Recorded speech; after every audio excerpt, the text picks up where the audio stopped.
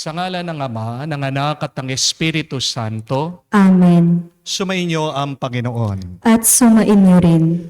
Mga kapatid, sa linggong ito tayo ay nagagalak, nagpupuri sa Diyos dahil pinagdiriwang natin ang banal na kapistahan ng Santo Niño. Dahil sa imahen larawan ng Santo Niño, lalong lumalim at tumibay ang ating pananampalatayang Katoliko dito sa bansa natin sa Pilipinas. Utang na loob natin ang ating pananampalataya sa banal na Niño, ang ating Panginoong Hesukristo. Naway ang kanyang halimbawa ang maging daan pa para lalong maging matibay ang ating pananampalataya, maging totoo ang ating pagmamahal. Naway tayo'y magpakumbaba. Aminin natin ang ating mga pagkakasala, iwasan ang ating mga nagawang kasalanan sa Diyos. Para sa ating paglapit sa Diyos Ama, tayo ay mas pagpalain pa niya. At sa ating mga natatanggap na bendisyon galing sa Ama, naway tayo'y maging isang instrumento din ng pagpapala sa ating mga kapwa. Sa mga pagkakataon na kung saan hindi naging banal ang ating buhay, tayo'y nanatili na naghahanap ng mga bagay dito sa mundo na magpupuno sa ating puso't kaluluwa. Sa mga pagkakataon na kung saan nakalimutan natin na tayo'y isang anak ng Diyos at nanatili tayo bilang mga kampon ng kadiliman, tayo'y magpakumbaba, muli hilingin natin ang kanyang awa para tayo'y makitang maging karapat-dapat makatanggap sa mga banal na misteryo.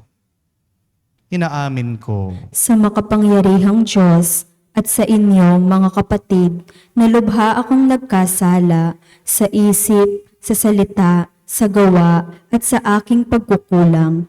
Kaya isinasamo ko sa mahal na Birheng Maria, sa lahat ng mga anghel at mga banal, at sa inyo, mga kapatid, na ako'y ipanalangin sa Panginoong ating Diyos. kaawaan tayo na makapangyarihang Diyos, patawarin tayo sa ating mga kasalanan at patnubayan tayo sa buhay na walang hanggan. Amen.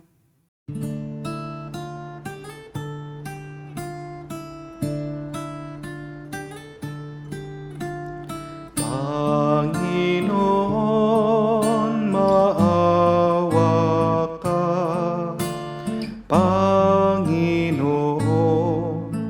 maawa ka.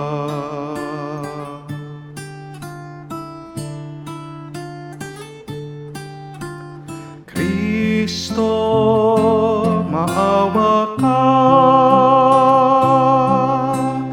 Kristo, maawa ka sa amin. Panginoon, maawa ka.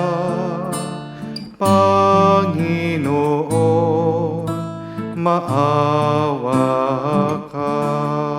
Gloria in excelsis Deo.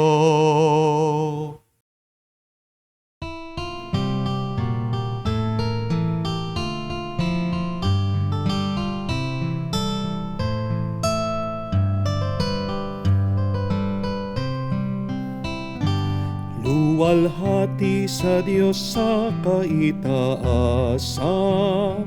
kaloob sa lupa ay kapayapaan.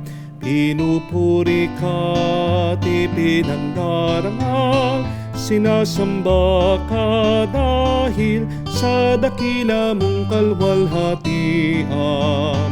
Panginoon naming Diyos, Hari ng langit, Amang makapangyarihan, Panginoong Jesucristo, bugtong na anak ng Diyos, Kordero ng Ama.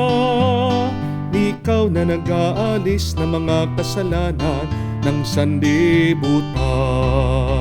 Tanggapin mo ang aming kahilingan, ikaw na naluluklok sa kanan ng Ama.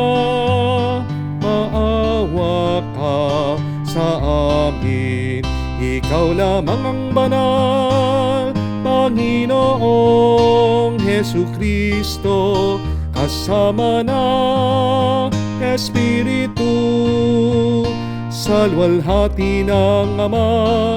Amen, amen, amen, amen. Manalangin tayo. Ama naming makapangyarihan, ang iyong anak na Diyos na totoo ay naging sanggol nung siya ay maging tao namang totoo. Maging amin nawang panata ang pagsunod sa kanyang kapakumbabaan, sa pagdiriwang namin sa kanyang pakikiisa sa mga nasang abang katayuan, upang kami mapabilang sa iyong pinagaharian, sa pamamagitan niya kasama ng Espiritu Santo, magpa sa walang hanggan. Amen.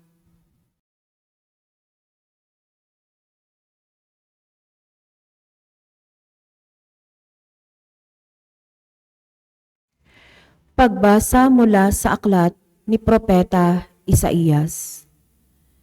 Nakatanaw ng isang malaking liwanag ang bayang malao nang nasa kadiliman. Namanaag na ang liwanag sa mga taong namumuhay sa lupaing balot ng dilim. Iyong pinasigla ang kanilang pagdiriwang, dinagdagan mo ang kanilang tuwa. Tulad ng mga tao sa panahon ng anihan, tulad ng mga taong naghahati ng nasamsam na kayamanan.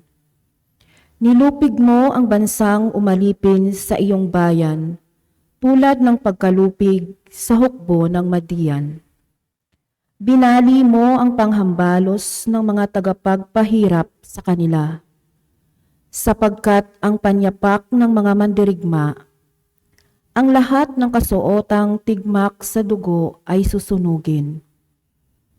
Sapagkat ipinanganak para sa atin ang isang sanggol na lalaki. Ibinigay ang isang anak sa atin, at siya ang mamamahala sa atin. Siya ang kahangahangang tagapayo, ang makapangyarihang Diyos, walang hanggang Ama, ang prinsipe ng kapayapaan. Malawak na kapangyarihan at walang hanggang kapayapaan ang ipagkakaloob sa trono ni David at sa kanyang paghahari upang matatag ito at papanatilihin sa katarungan at katwiran, ngayon at magpakailanman. Isasagawa ito ng makapangyarihang Panginoon. Ang salita ng Diyos. Salamat sa Diyos. Kahit saay namamalas, tagumpay ng nagliligtas. Kahit sa ay namamalas, tagumpay ng nagliligtas. Umawit ng bagong awit at sa puon ay ialay, pagkat yaong ginawa niya ay kahangahangang tunay. Sa sariling lakas niya at taglay na kabanalan, walang hirap na natamo, yaong hangad na tagumpay. Kahit sa ay namamalas, tagumpay ng nagliligtas. Ang tagumpay niyang ito'y siya na rin ang naghayag. Sa harap ng mga bansay, nahayag ang pagliligtas. Ang pangako sa Israel, lubos niyang tinutupad. Kahit sa ay namamalas, tagumpay ng nagliligtas. Tapat siya sa kanila at ang pag-ibig ay wagas. Ang tagumpay ng ating Diyos, kahit saan ay namalas. Magkaingay na may galak, yaong lahat sa daigdig. Ang puon ay buong galak, na purihin sa pag-awit. Kahit sa ay namamalas, tagumpay ng nagliligtas. Sa saliw ng mga lira, iparinig yaong tugtog, at ang puon ay purihin ng tugtuging maalindog. Tugtugin din ang trumpeta, nakasaliw ang tambuli, magkaingay sa harapan ng puon na ating hari. Kahit sa ay namamalas, tagumpay ng nagliligtas.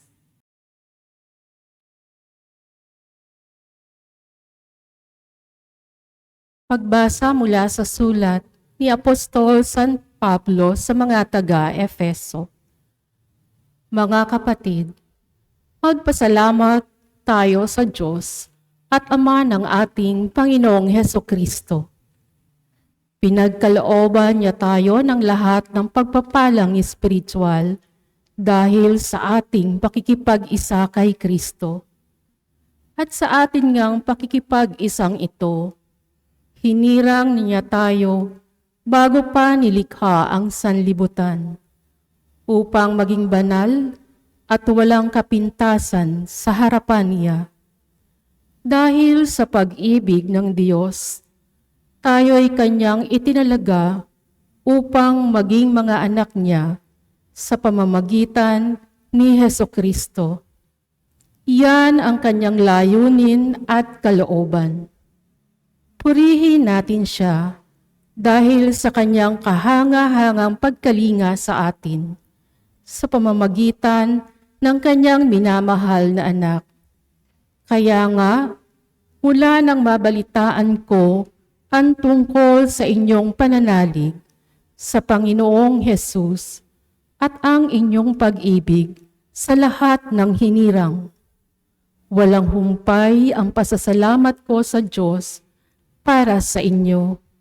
Inaalala ko kayo sa aking pananalangin at hinihiling sa Diyos na ating Panginoong Hesukristo, ang dakilang Ama, na pagkalooban niya kayo ng spirito ng karunungan at ng tunay na pagkakilala sa Kanya.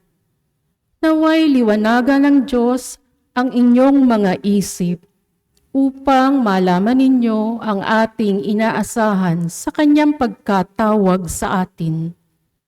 Ito'y ang kalwalhatiang inilaan niya sa Kanyang mga hinirang. Ang salita ng Diyos. Salamat sa Diyos.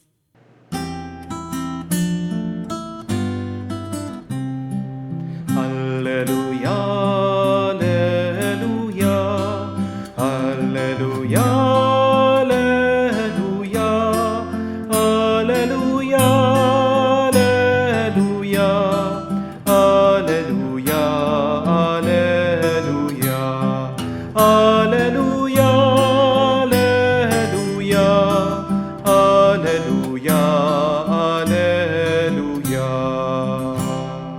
naging tao ang salita upang tanang maniwala ay kanyang gawing dakila. Aleluya, aleluya. Sumainyo ang Panginoon. At sumainyo rin. Ang mabuting balita ng Panginoon ayon kay San Lucas. Papuri sa iyo, Panginoon. Taon-taon tuwing pista ng Pasko, ang mga magulang ni Jesus ay pumupunta ng Jerusalem. At nang 12 taon na siya, pumaroon siya gaya ng dati nilang ginagawa. Pagkatapos ng pista, sila'y umuwi na. Nagpaiwan si Jesus sa Jerusalem, ngunit hindi ito napansin ng kanyang mga magulang. Sa pag-aakalang ng isa na si Jesus ay kasama ng isa, nagpatuloy sila sa maghapong paglalakbay. Nang malaman nilang hindi siya kasama, sila'y hinanap nila sa kanilang mga kamag-anak at kakilala. Hindi nila siya matagpuan, kaya't bumalik sila sa Jerusalem upang doon hanapin. At nang 3 araw, natagpuan nila si Jesus sa loob ng templo, nakaupong kasama ng mga guro. Nakikinig siya sa kanila at nagtatanong, at ang lahat ng nakarinig sa kanya ay namangha sa kanyang katalinuhan. Nagtaka rin ang kanyang mga magulang nang siya'y makita. Sinabi ng kanyang ina, "Anak, bakit naman ganyan ang ginawa mo sa amin? Balisang-balisa na kami ng iyong ama sa paghahanap sa iyo." Sumagot siya, "Bakit po ninyo ako hinahanap? Hindi ba ninyo alam na ako'y dapat na nasa bahay ng aking ama?" Ngunit hindi nila naunawaan ang pananalitang ito. Siya'y umuwing kasama nila sa Nazareth at naging isang masunuring anak. Ang lahat ng bagay na ito ay iningatan ng kanyang ina sa kanyang puso. Patuloy na lumaki si Jesus. Umunlad ang kanyang karunungan at lalong kinalugdan ng Diyos at ng mga tao. Mga kapatid, ang mabuting balita ng ating Panginoon. Pinupuri ka namin, Panginoong Hesukristo. Magandang araw po muli sa inyong lahat. Magandang araw din po. A blessed Sunday po sa inyong lahat ng ating mga regular mass goers. At ginigreet ko po kayo, Happy Feast Day of the Santo Niño. Viva Santo Niño! Palakpakan po natin ang ating Santo Niño. May napanood po ako isang napakagandang interview. Tinatanong po ang mga magulang na mga bata. Ang sabi sa kanila, kung bibigyan kayo ng pagkakataon na makasama nyo sa hapagkainan ang sino mang tao sa buong mundo, sino ang pipiliin nyo? If you're given a chance to have dinner, to have lunch, to have a meal with anyone in the whole world, who will it be? Ang ganda po ng tanong na yon, no? Kayo, kung bibigyan ka ng pagkakataon, sino ang gusto mong makasamang kumain? Kung papapiliin ka, ano po sagot niyo? Try nyo nga po, type nyo po sa comment section. Yan po yung magandang tanong na pinapasagot dito sa mga magulang na mga bata. At iba-iba po yung kanilang mga sagot. Meron pong iba, sabi nila, gusto nilang makadinner si Justin Bieber. Meron naman po sumagot, gusto daw niyang makasama sa hapagkainan si Barack Obama, yung dating US President. Meron din pong sumagot na gusto daw niyang makasama si Beyonce. Meron din po sumagot na gusto daw niya na maka-lunch si Taylor Swift dahil Swiftie siya. Pagkatapos po ng interview, alam niyang ginawa ng mga gumagawa ng palabas, nilagay po doon sa back room yung mga magulang na in-interview nila, pinapanood naman kung ano yung isasagot ng kanilang mga maliliit na anak, yung mga bata, doon po sa tanong din na iyon. So, habang nandun po sila behind the scenes, biglang dumating po yung mga maliliit na bata, yung mga anak nila. At ganyan din po ang tinanong sa kanila. If you're given a chance to have dinner, to have lunch, to have a meal with anyone in the whole world, who will it be? Sinong pipiliin mo na makasama mong kumain sa lamesa? At alam niyo po kung anong sagot ng mga bata? Para-parehas po yung mga sagot nila. Sabi nila, we want to eat a meal with our parents. Sabi nung isa, I want to be with my mama. Sabi po nung isa, I want to eat with my father.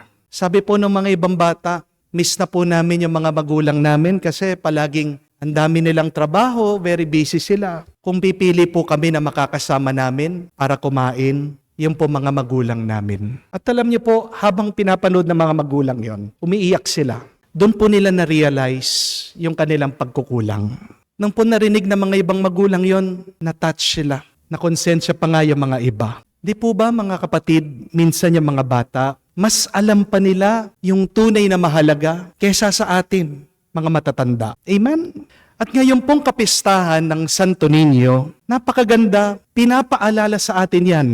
The Santo Niño means the Holy Child. Santo Niño, ang banal na bata. At sino po ba ang Santo Niño kung hindi ang ating Panginoong Hesukristo? Nung dumating ang ating Panginoon, isinilang muna siya bilang isang maliit na bata.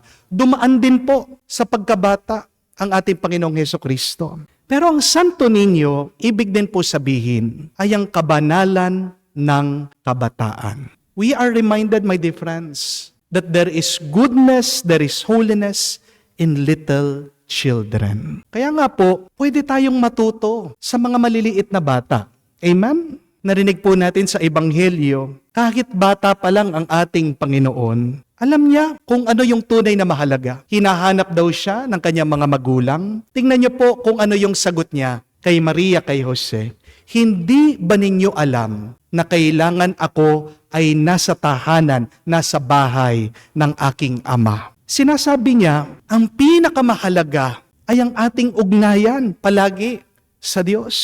Kapatid, kung man minsan ikaw ay mawawala sa buhay, basta't palagi ka lang umuwi sa Diyos. Hindi ka maliligaw, hindi ka malilito. Amen? Minsan, dahil sa sobrang dami din ng ating ginagawa, very busy po tayo nakakalimutan natin ang tunay na mahalaga. Tandaan niyo po, mga kapatid, wala po tayong dala nung tayo sinilang dito sa mundo. Lahat ng mga pinag-iipunan mo, lahat ng mga tinatago mo, mawawala din lahat ng yan.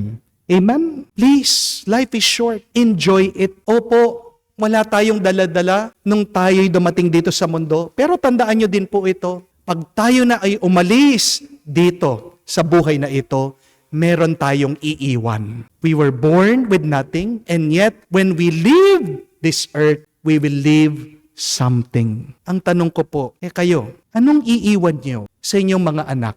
Yes, your children needs money, your children needs clothes, they need a good education, they need beautiful housing, but let us try to think of it. Let us try to meditate on this. What does your children really need? Ano po talaga ang kailangan ng inyong mga anak? Kailangan ng mga bagay na yan, pero unang-una talaga, pinaka-importante at mahalaga ay ang pagmamahal. Amen? It is love, it is attention, and it is faith that your children really needs first. Please prioritize that in their life. Mga kapatid, matuto po tayo sa mga bata. Alam nila kesa pa sa atin kung ano ang tunay na mahalaga. But secondly, please teach your children well. Isa pong kabanalan ang pagtuturo ng mabuti, pagtsatsaga na palakihin ng mabuti ang inyong mga anak. Amen? Alam naman po natin na very challenging ang pagtuturo sa mga bata. Amen? But if you try to discipline them, if you try to be patient, guiding them on how to be good persons, on how to be holy Catholics, you are living a holy way of life. Sabi po sa Proverbs 22 verse 6, train up a child in the way that he should go, and when they grow up, they will not depart from it. Opo, may maituturo ang mga bata sa atin. Pero, alam din naman po natin na mayroong pagkukulang ang mga bata. Hindi naman po sila perpekto. Diyan tayo pumapasok. tayong mga matatanda, punuin natin yung mga pagkukulang ng mga bata. Huwag niyo pong ipapamuka sa kanila yung kanilang mga pagkukulang, yung kanilang mga kasalanan. Mga magulang, tandaan niyo po yan. Bakit sumasakit ang loob ng inyong mga anak sa inyo? Kasi imbis na turuan niyo sila, pinapagalitan niyo sila. Kung alam mo yung mali ng bata, pagpasensyahan mo, ituro mo sa kanya kung ano yung tama. Amen? Kailangan pa rin ng gabay ng mga matatanda para lumaki ng mabuti ang mga bata. Amen? Hindi niyo po ba napansin ito? Ano man ang sabihin mo sa bata, naniniwala sila. Sabihin mo, totoo si Santa Claus, di ba maniniwala siya? Sabihin niyo po sa bata, may mumu dyan. Di po ba naniniwala? Yung bata, natatakot. Yung nga pong nag-aaral ako, pag nagre-review ako, sabi ng aking nanay, bago daw po ako matulog, ilagay ko yung mga notebook ko tsaka libro doon sa aking unan. Matatandaan ko daw po lahat ng aking mga pinag-aralan. Naniwala po ako. Salamat po sa Diyos, pumasa naman po ako. Kasi nag-review din naman po ako. Pero ano man ang sabihin mo sa mga bata, paniniwalaan nila. Kaya nga kapatid, mag-ingat po kayo sa inyong sinasabi sa inyong mga anak dahil paniniwalaan at paniniwalaan nila ito. Hanggang pagtanda nila, kung sasabihin mo sa bata, buwisit ka. Di po ba? Hanggang pagtanda niya, magiging buwisit siya sa buhay ng ibang tao. Pag sinasabihan mo, yung bata, wala kang silbi, magkakasilbi ba siya? Pag sinasabi mo sa bata, tamad ka, sisipag ba siya? Kaya mga kapatid, please, check yourself. Baka minumura mo yung bata. Please, refrain from talking negatively to them. Kasi yan ang tinatanim nila sa isip at puso nila. Mamumunga yan sa kanilang pag-uugali. Amen? May kapangyarihan ang salita ng mga matatanda. So, don't use your words carelessly. Bakit po, tingnan nyo ang ating Panginoon, lumaki na matalino, kalugod-lugod sa mata ng Diyos at ng kanya mga kapwa. Kasi maganda ang turo ng kanya mga magulang sa kanya. And look at that. Even if our Lord was God, He was still obedient to His parents. Ikaw pa kaya, na tao ka lang, kung sasagot-sagutin mo ang iyong mga magulang, daig mo pa ang Diyos? Tingnan niyo po yun, mga kapatid. Ikaw pa kaya na tao lang, bakit hindi ka sumunod at makinig sa iyong mga magulang?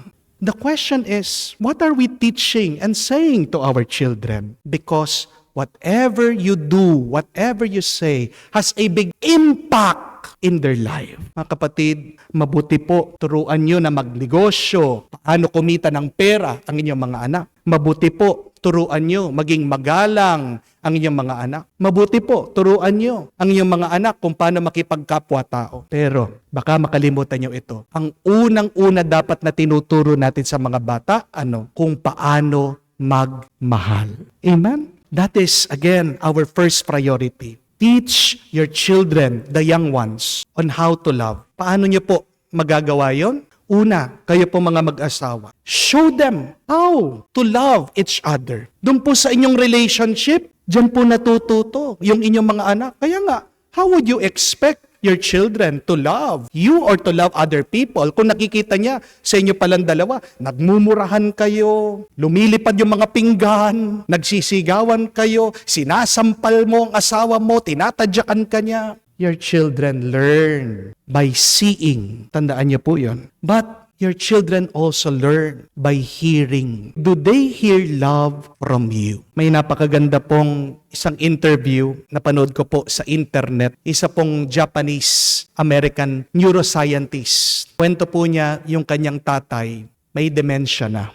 Yan naman po, itong doktorang ito, sabi niya, bago man sana mamatay yung aking tatay, gusto kong paramdam sa kanya na mahal ko siya. Pero ang problema po niya, hindi po niya alam kung paano niya sasabihin na mahal niya yung tatay niya eh. Kasi hindi po ba sa atin sa Asian culture, hindi po tayo expressive sa ating mga feelings. Di ba? Di naman natin sinasabi na I love you sa bawat isa. Di po ba? Sa Tagalog, sinasabi niyo po ba sa inyong mga magulang o sa inyong mga kapatid na mahal kita? Di po ba? Medyo mahiyain tayo. Medyo meron tayong apprehension. Ganyan po yung problema nitong neuroscientist. Sabi niya, hindi naman kami sanay. Wala sa kultura namin yung nag-I love you. Pero baka mawala yung aking ama na hindi man niya narinig sa akin na mahal ko siya. So nag-isip po itong doktora, sabi niyo, bakit hindi ko muna itry sa aking nanay? Kaya nung minsan daw po, kasama niya yung kanyang mommy, sabi niya, Ma, okay lang bang sabihin natin sa bawat isa ang I love you?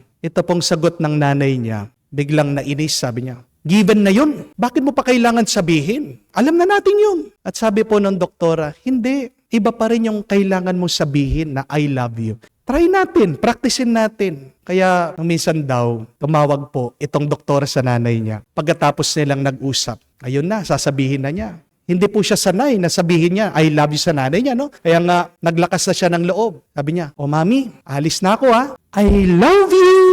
Sabi po niya, tahimik daw po doon sa other line. Hindi sumasagot yung nanay niya. Hanggang after mga 30 seconds, narinig din po niya yung nanay niya. I love you, sabi. Biglang binaba po yung telepono. At alam niyo po kung ano nangyari pagkatapos nun? Umiyak daw po yung doktora. At nung nag-uusap sila ng nanay niya, kinwento din niya na very emotional din daw po yung nanay niya. Naiyak siya because it was also her first time to say, I love you to her daughter. At dahil po medyo nagkaroon na ng lakas sa loob, nasanay itong doktora, pinuntahan niya yung tatay niya at sinabihan niya, Daddy, I love you. Alam niyo po, pagkarinig daw ng tatay niya doon sa mga salitang yon, nakakilala daw yung kanyang ama na may demensya. Tingnan niyo po ang bisa na gagawa ng pagmamahal. And look at that, my dear friends. Sometimes our children will teach us to love again. Habang tumatanda po tayo, di ba? Yan yung isang bagay na nakakalimutan natin eh. Nakalimutan na nating magmahal. Tumigas na yung ating puso. Pero sinong magpapalambot dyan?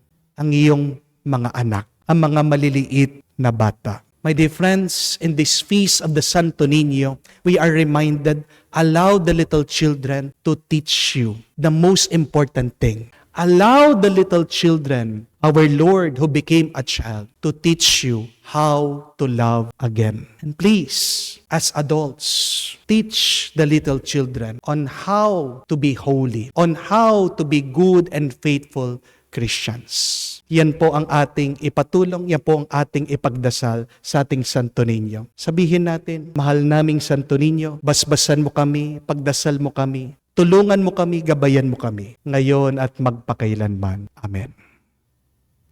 Sumasampalataya ako Sa Diyos amang makapangyarihan sa lahat, na may gawa ng langit at lupa. Sumasampalataya ako kay Hesukristo, iisang anak ng Diyos, Panginoon nating lahat. Nagkatawang tao siya, lalang ng Espiritu Santo, ipinanganak ni Santa Mariang Birhen, pinagpakasakit ni Poncio Pilato, ipinako sa krus, namatay, inilibing, nanaog sa kinaroroonan ng mga yumao, nang may ikatlong araw, nabuhay na mag-uli, umakyat sa langit, naluklok sa kanan ng Diyos amang makapangyarihan sa lahat, doon magmumulang paririto at huhukom sa nangabubuhay at nangamatay na tao. Sumasampalataya naman ako sa Diyos Espiritu Santo, sa banal na simbahang katolika, sa kasamahan ng mga banal, sa kapatawaran ng mga kasalanan, sa pagkabuhay na muli ng nangamatay na tao, at sa buhay na walang hanggan. Amen. sa pagpupugay natin sa Santo Niño at sa paggunita natin sa tanging pag-ibig ni Jesus sa kabataan. Pagtuunan natin ng pansin ang mga kabataan at ipanalangin ang lahat nilang pangangailangan. Ating sabihin, Panginoon, dinggin mo kami. Panginoon, dinggin mo kami. Para sa buong simbahan at mga namumuno rito, naway higit nilang pahalagahan ang mga bata at kabataan at sa gayoy maging inspirasyon sa buong mundo. Manalangin tayo. Panginoon, dinggin mo kami. Para sa mga bata sa buong mundo, nawa sila'y masuyong mahalin, igalang at ituring na siyang pag-asa ng isang lalong mabuting sangkatauhan. Manalangin tayo. Panginoon, dinggin mo kami. Para sa mga batang di pa isinisilang, naway matanggap sila ng kanilang mga magulang bilang mahalagang kaloob at tanda ng pagtitiwala ng dakilang lumikha. Manalangin tayo. Panginoon, dinggin mo kami. Sa katahimikan po ng ating puso, banggitin din natin sa Diyos ang ating mga personal na pangangailangan. Panginoong Diyos, pagkalooban mo kami ng praktikal na malasakit sa mga bata at kabataan ngayon.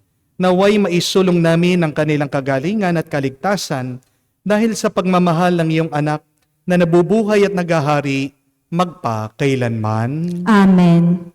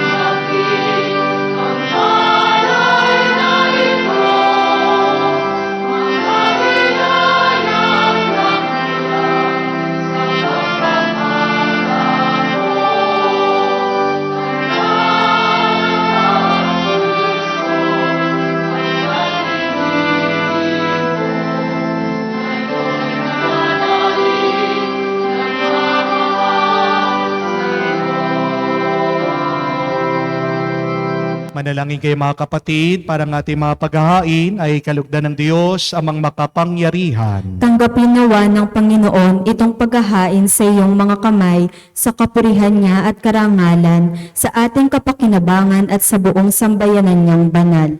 Ama naming lumikha, sa pagdiriwang namin sa kapistahan ng banal na sanggol, paunlakan mo ang aming pagdulog upang ganapin ang kanyang paghahain at ang kinamtan niyang kapatawaran ay pakinabangan namin sa pamamagitan niya, kasama ng Espiritu Santo, magpa sa walang hanggan. Amen. Sumayin niyo ang Panginoon. At sumainyo rin. Itaas sa Diyos sa inyong mga puso at diwa. Itinaas na namin sa Panginoon. Salamatan natin ang Panginoong ating Diyos. Marapat na siya ay pasalamatan. Ama naming makapangyarihan, tunay ngang marapat ikaw ang aming pasalamatan sa pamamagitan ni Jesucristo na aming Panginoon.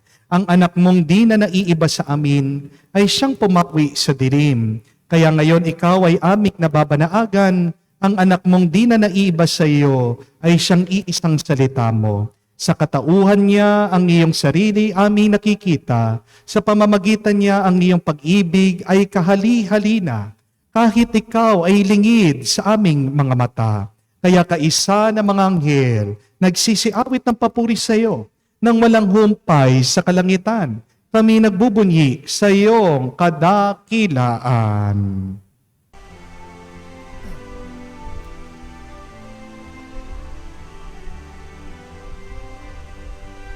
Santo, Santo, Santo, Panginoong Diyos ng mga hukbo, napupuno ang langit at lupa na kadakilaan mo.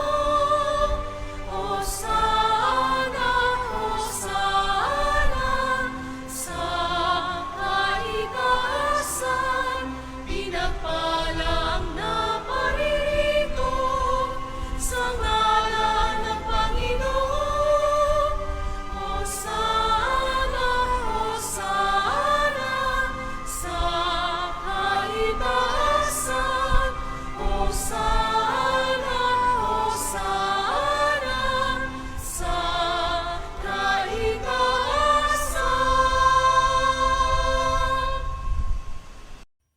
Ama naming banal, ikaw ang bukal ng tanang kabanalan. Kaya't sa pamagitan ng iyong Espiritu, gawin mong banal ang mga kaloob na ito, upang para sa amin, maging katawan at dugo ng aming Panginoong Heso Kristo. Bago niya pinagtiisang kusang loob na maging handog, hinawakan niyang tinapay, pinagsalamatan kanya, pinaghati-hati niya iyon, inabot sa kanya malagad at sinabi, "Tanggapin ninyong lahat ito at kanin. Ito ang aking katawan na ihahandog para sa inyo."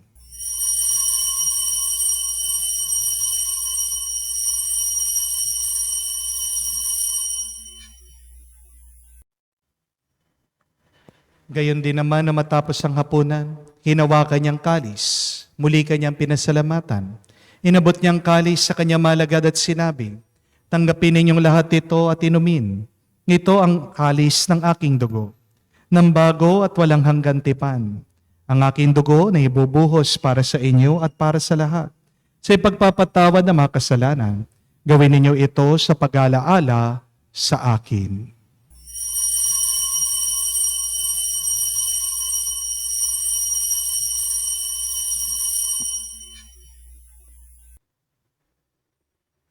Ang misteryo ng pananampalataya.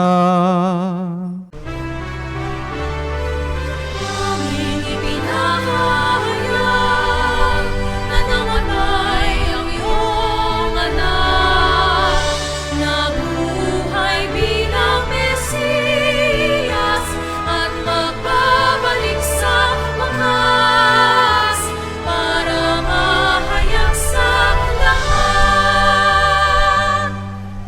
Ama, ginagawa namin ngayon ang pag-alaala sa pagkamatay at muling pagkabuhay ng iyong anak. Kaya tinialay namin sa iyo ang tinapay nagbibigay buhay at ang kalis na nagkakaloob ng kaligtasan.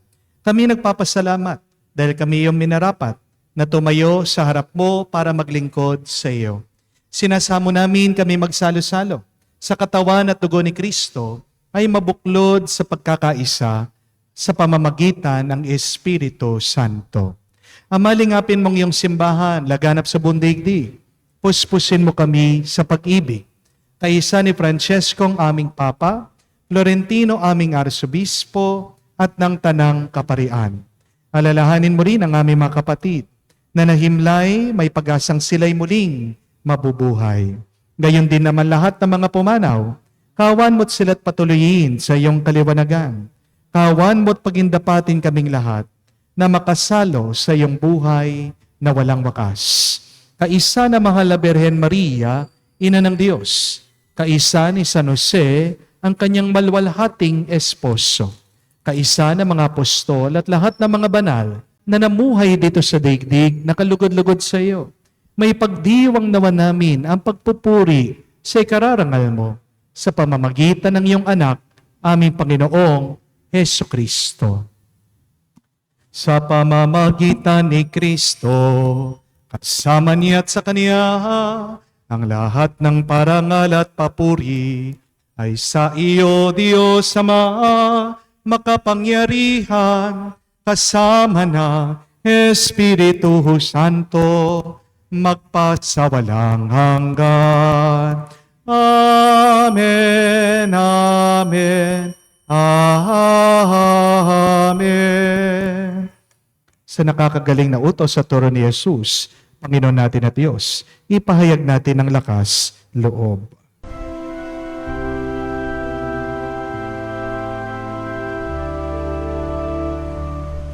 Ama namin, sumasalangit ka, sambahin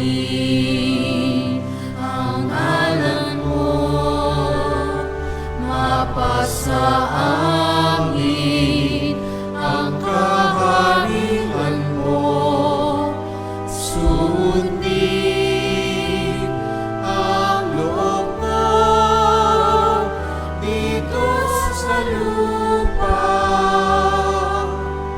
para nang sa langit. Bigyan mo kami ngayon ng aming kakanin sa araw-araw.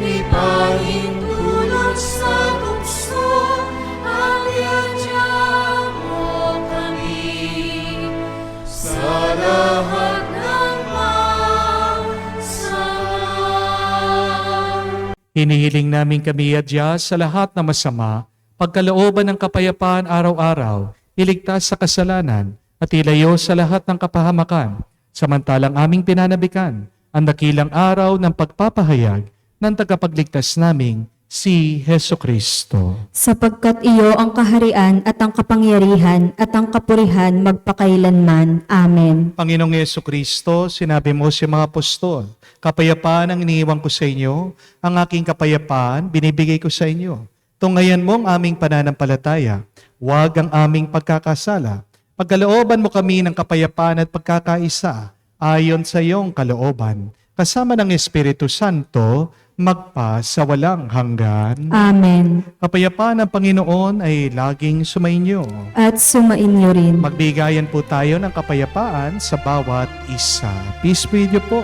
Kapayapaan po sa inyong lahat. Cordero ng Diyos na nag-aalis ng mga kasalanan ng sanlibutan, maawa ka sa amin. Maawa ka sa amin. Cordero ng Diyos na nag-aalis ng mga kasalanan ng sanlibutan, maawa ka sa amin. Maawa ka sa amin. Cordero ng Diyos na nag-aalis ng mga kasalanan ng sanlibutan, ipagkaloob mo sa amin ang kapayapaan. Mga kapatid, naririto ang ating Panginoong Yesu Kristo, ang Kordero ng Diyos. Siya nag-aalis sa mga kasalanan ng sanlibutan. Mapalad tayong lumalapit sa piging ng Kordero. Panginoon, hindi ako karapat-dapat na magpatuloy sa iyo, ngunit sa isang salita mo lamang ay gagaling na ako.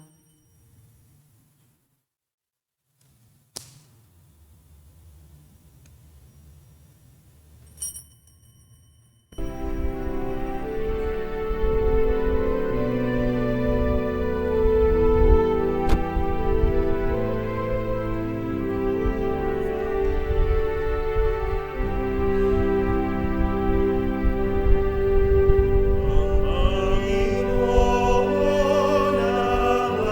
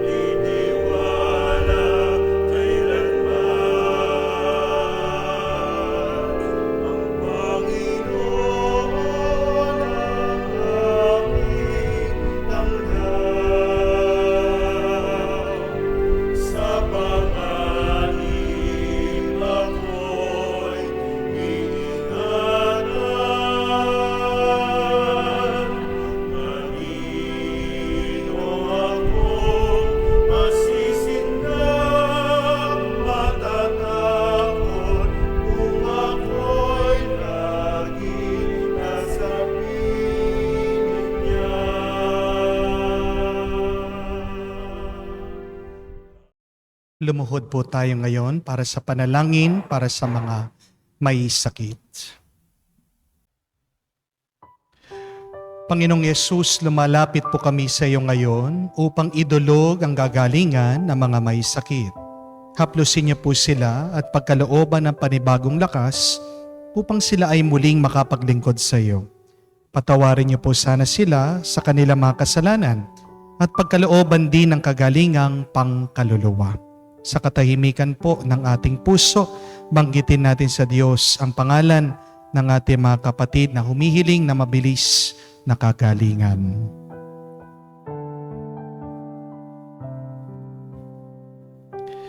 Hinihiling namin ito sa makapangyarihang ngalan ni Jesucristo aming Panginoon. Amen. Panalangin para sa mga OFW. Ama, pinapanalangin namin sa iyo ang natatanging kahilingan ng lahat ng mga nagtatrabaho sa ibang bansa. Tulungan mo sila bawat sandali ng kanilang buhay habang nasa ibang bansa. Palakasin mo sila kapag pinanghihinaan sila ng kalooban. Pagalingin mo sila tuwing nagkakasakit. Aluin mo sila kapag nalulungkot sila. Ilayo mo sila sa anumang masama at kapahamakan upang magpatuloy sila lagi sa kanilang buhay.